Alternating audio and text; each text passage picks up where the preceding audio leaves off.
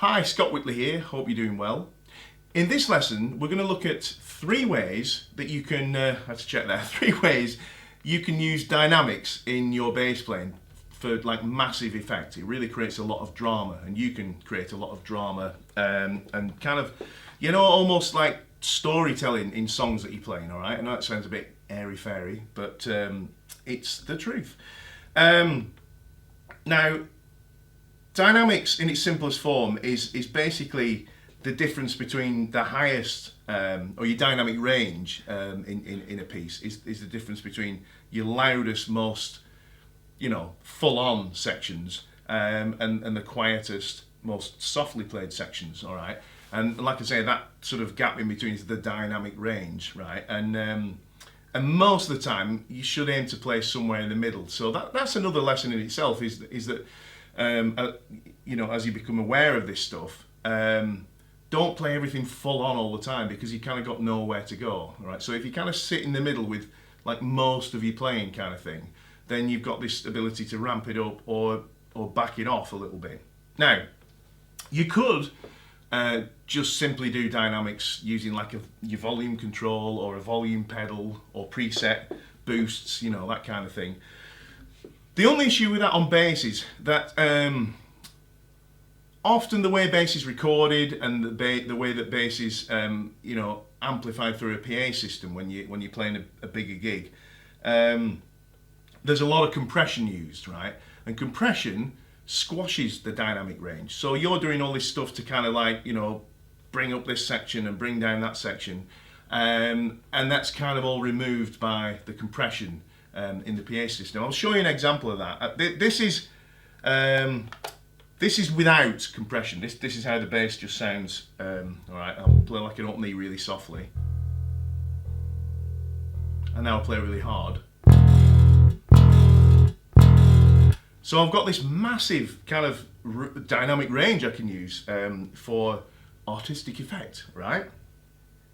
Now, like I say, when you play through a big PA system, quite often, especially if it's not your own engineer, they're probably going to slam a heck of a lot of compression on the bass.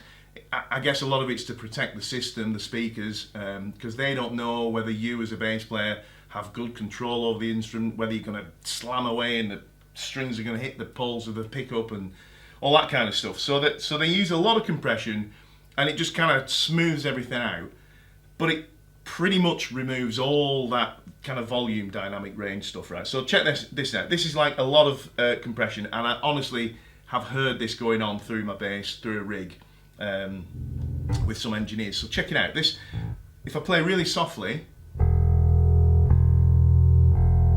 it's almost full volume already. And then if I play hard,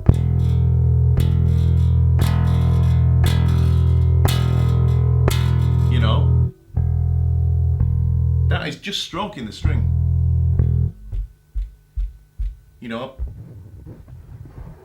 Every little move I make, it's just nearly as loud as like full on playing. And that's quite a discipline, actually. It really makes you get your damping together, because you've got any open strings rigging. They just really come through. So I see it as a positive, and I kind of work with it and think, well, I'm going to try and still make it sound clean and dynamic. So here's the thing, how's that going to work?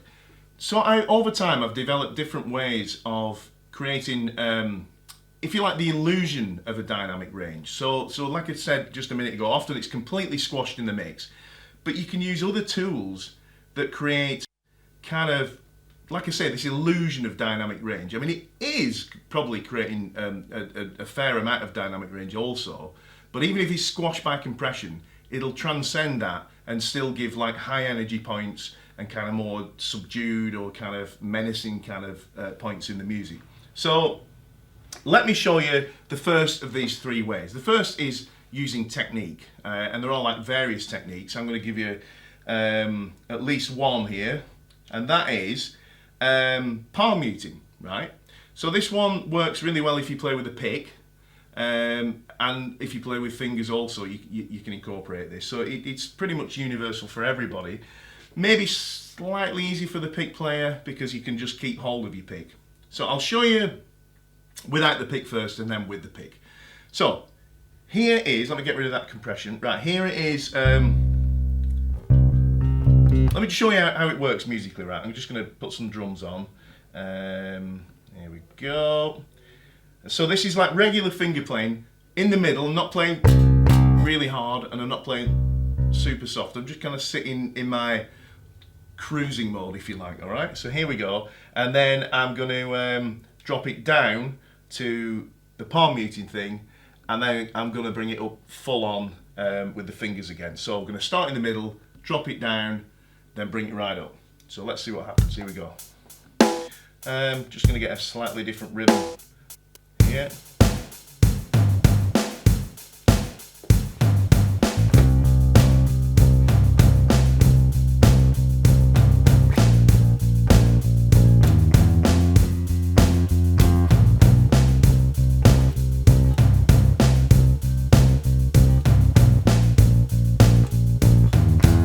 Drop it down, here we go.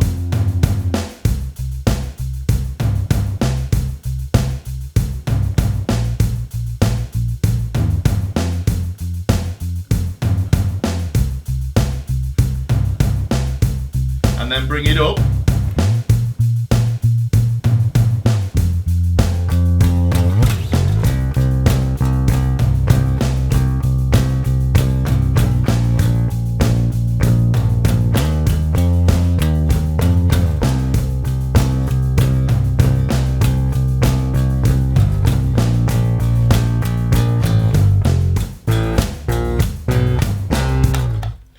Okay, so that was really, hopefully you could hear that kind of drama in the music, all right? And this is just the bass guitar. I mean, you add to that the other guys in the band using dynamics as well, and you've got this mental, power, other, as opposed to everything being all on one level. So let me show you how that's done, all right? The finger style, that's just up to you, the way you're already playing, all right? The palm muting uses this part, okay, of the palm, funnily enough, and that presses against the strings just that way, all right, from the bridge saddles. So what you do, if you check out the orientation of my hand, right, I kind of bring my hand down until that fleshy part is touching the strings right over the saddles. The saddles are the bit where the string bends over, right, that point there, all right? Fleshy part touching the strings where they go over the saddles. And then we'll just play an alt me to start with, okay? Kind of rotate your hand like this, keeping that in contact. Only light pressure, you don't have to be pressing in there, just as long as it's making contact. Bring your hand round until you can get your thumb to sit on top of the E. And just, I could do with turning my volume up first, really, couldn't I? And then just play. All right, so this is without. All right, and this is with. Okay. Now, before we go any further, let me just talk about what we're saying about the illusion of dynamics, right? What's happening there is, yes, the note feels to be quieter somewhat than this, but there's something more going on than just a volume thing. The tone's changing. It's a softer kind of sound, all right? So when I'm playing fingerstyle, I'm using the tip of my finger, the fleshy part, but it's a small area. Whereas here, when we pluck the E, you just can't by default using this soft, fleshy part of your thumb on the side. And that creates this, it's almost like using a felt pick, it creates a soft kind of attack. And also, the palm muting, what's happening there is you get this kind of, when I don't use the palm muting, I play the note, and it kind of quickly, you got the quick attack, and then the volume kind of just stays there, all right? And sustains. When I use palm muting, I get this kind of quick-ish attack, a bit softer than before, but then this quick decay, this boom, all right? Which is almost kind of like a double bass kind of vibe, boom. And that just creates this remarkably different vibe and feel in music when you're playing. I mean, you're checking out next time you're sort of rehearsing or playing with your drum machine, whatever you're doing. It just feels completely different. And the best way I can describe it is it's got this kind of menacing feel, if you like, or this kind of, you know, just waiting for something, like a tension thing. It's kind of like waiting for something to happen. If you use it in that way, you know.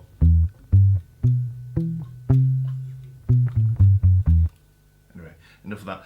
So let's get back to the actual technique. So once again, fleshy part of your hand onto the strings, all right, and then you bring your hand round until you can pluck with your thumb. Now, another thing you can do, if you like, is get these fingers, any combination of them, and just kind of anchor them on the strings, if that helps, all right? So you've got something to work against.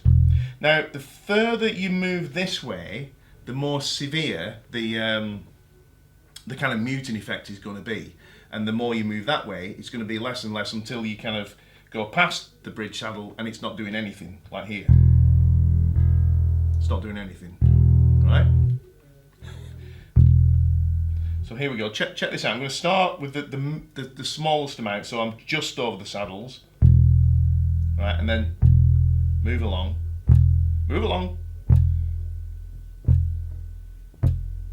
until virtually no note left, and it's kind of gone there.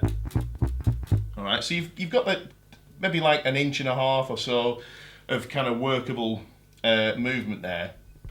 And like I say, you can vary the amount. So just play about with that. Now, the thing is, just using your thumb like that. And that's actually a good way of practicing this technique, is just playing up and down scales and arpeggios and stuff till you get used to it. But the thing is, it's quite limiting because you can only kind of move so fast, or I can, right? So if I was trying to play a fast passage,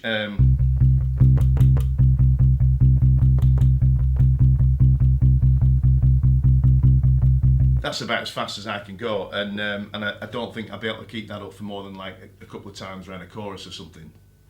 So I tend to bring the first finger into this as well. Okay, so how that works is, again, let's go back to the open E. So I pluck the open E with the thumb, and then with the first finger I'd pluck it upwards like that. Okay.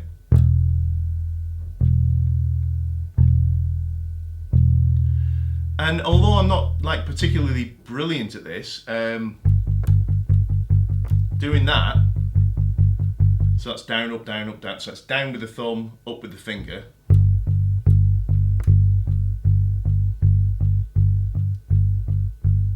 So back to the sort of faster speed.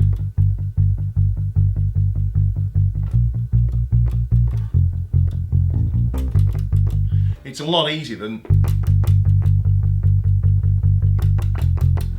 all down, for me anyway. It is, and hopefully you'll sort of find the same. So what that also allows you to do is play kind of trickier runs and things like that would be, for me anyway, really tricky with just the thumb.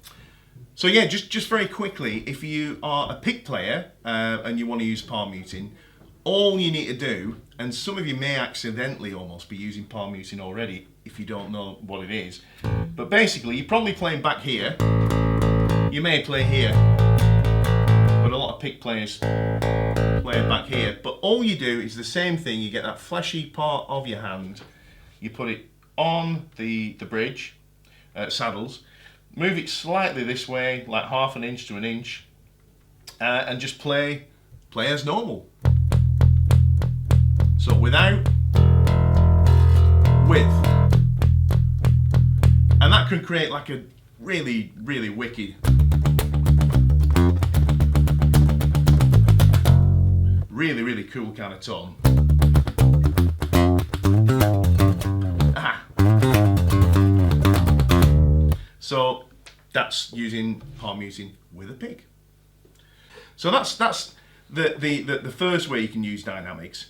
And just kind of like the other end of the spectrum, all right, is just like I say, when you're kind of playing most of the time, don't use maximum effort. In fact, it's a good discipline not to do that because you get a nicer, smoother kind of sound. Just use a kind of medium amount of effort, you know. Use enough so you get a nice punch to the notes. And you can just experiment, just play one note. Start really softly. And just find that sweet spot that feels comfortable. And then, this is the technique that I use for like really aggressive loud passages and again, this is going to change the shape of the note somewhat, right? So it's not just going a little bit louder, it's changing the tone and the kind of shape of the note. And I use this kind of thing where I kind of almost slap the string, right? So it's not that, it's kind of like halfway between a slap and a plug, or like both combined, all right? So this kind of like combined slap pluck type of thing. How it works is you bring your finger out a little from the string to give it like a bit of room to build momentum, right? Like you would with slap, okay? Not too far, but just enough, maybe like an inch or something like that. And then you basically, you kind of really throw it and land on the string, so you get that bit of a click. You don't need to be too much, you don't want to be pressing right into the pickup, but just so you get a click as opposed to you get that little click, all right? And you just simply follow through the string. So you're like catching the string and coming right through it.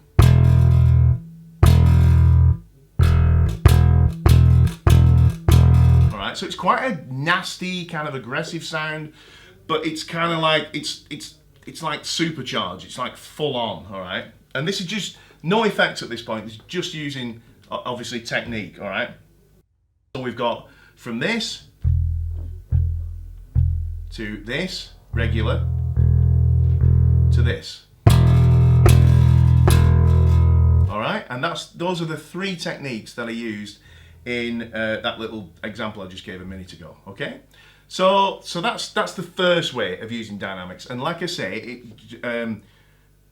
even if your bass is like really heavily compressed through a PA system, these are going to give the illusion, if you like, of dynamics. All right. So the second method of kind of creating dynamics in your playing, I'm going to show you, is simply using effects, right? Now there are a couple of effects that I think work really well for this. One is Octave, and that's like adding a low octave under what you're playing, and the other is distortion or overdrive. So let me show you Octave first, and what I'm going to do, I'm going to, just for a minute, play a bass line, and then just kick the octave in and not do anything else, right? And you will get some kind of change in the dynamics. You'll feel this, it'll go bigger, right? That's the best way. It just adds mass and size to what you're doing, all right? So here we go. So this is just without any effects. Middle of the road kind of dynamics.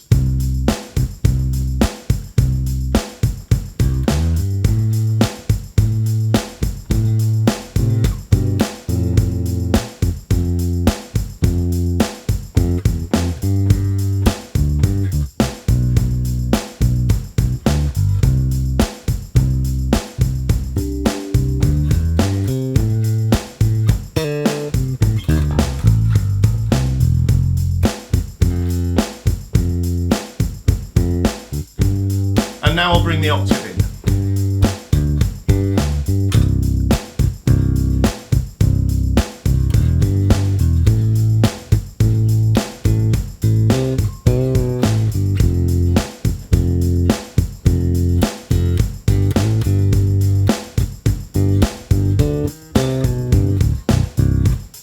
All right, so that was pretty much doing nothing but just stomping on the octave pedal and bringing that low octave in, and it did definitely big things up a bit. And again, you imagine that's in a song where the guitar player sort of cranks the drive a bit or whatever, and yeah, it's going to really have a massive effect. But what I'm going to do now is change the part I play a little bit too. Kind of like knowing that I'm going to put that octave on and knowing how that's going to work. Just check this out. So same thing, but just changing my part. I'm not really going to dig in much more. I'm going to rely on just changing the part and the octave. So here we go.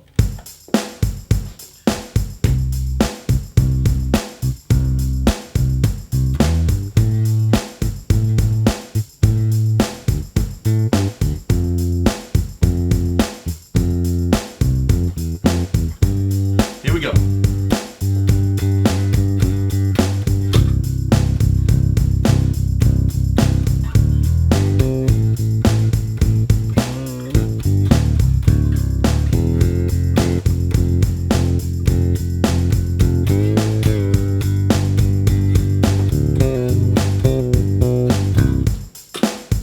Okay, so that's octave. Let me just check my tuning over here. So, the other effect I mentioned is distortion.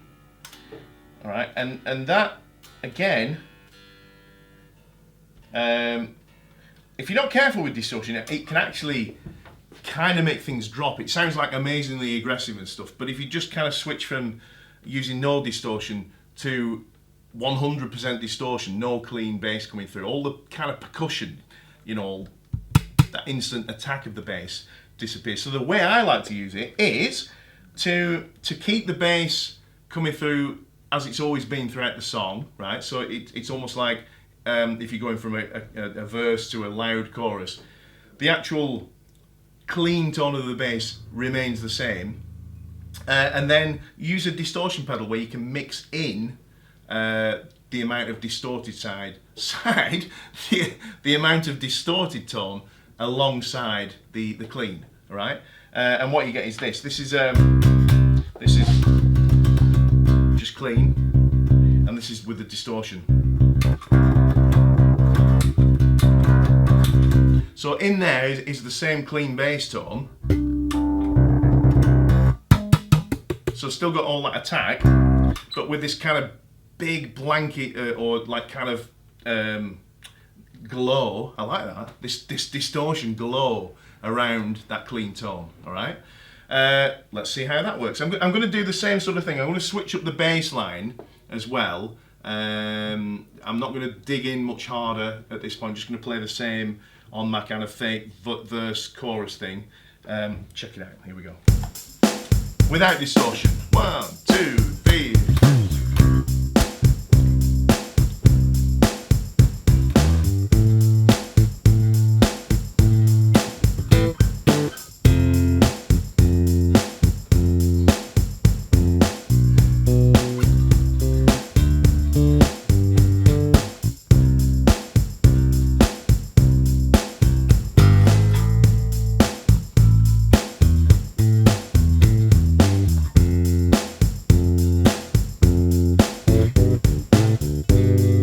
Here we go.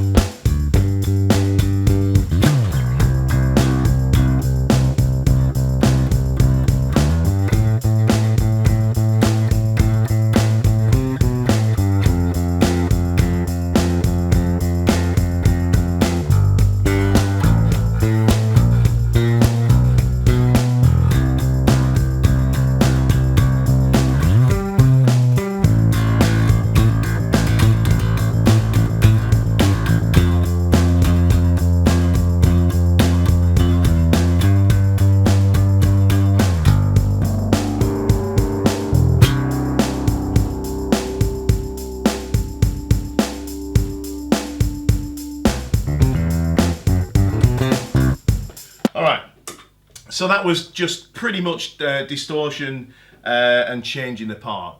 So you can combine any of the stuff we looked at in the first way of creating dynamics, the technique stuff, with these effects. And then the effect is like, you know, it's like multifold. So you go from kind of this to,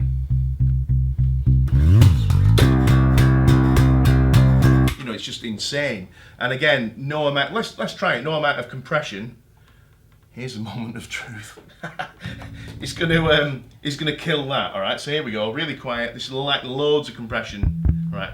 So the volume might not change much, but hopefully the vibe, the illusion of dynamics.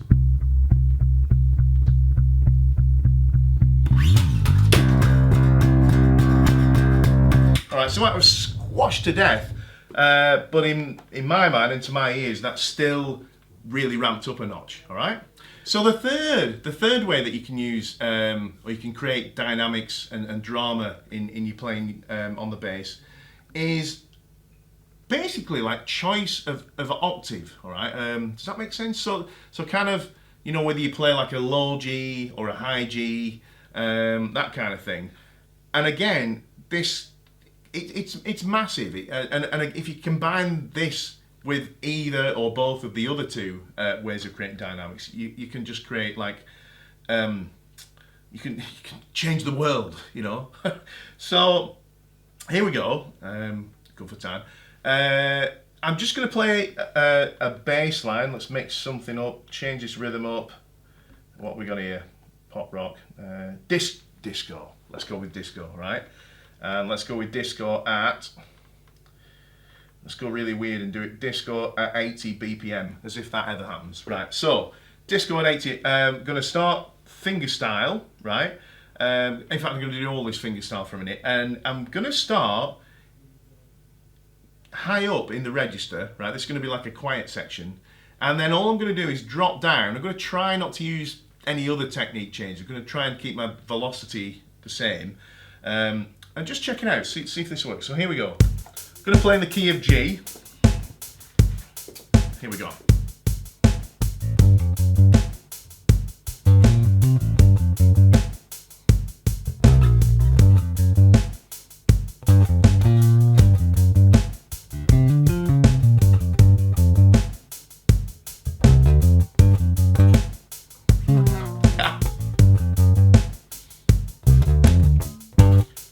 Chorus.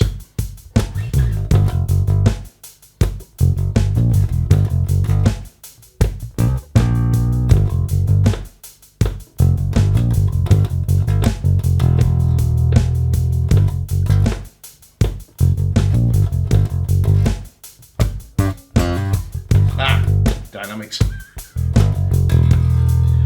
All right.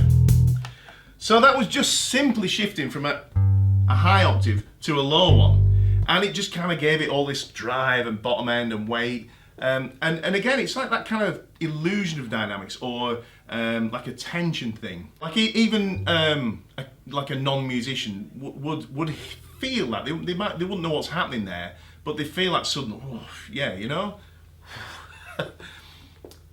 Combine that with say some of the techniques from you know, the first way, you know, using the palm muting and stuff, and that can be massive. Check it out.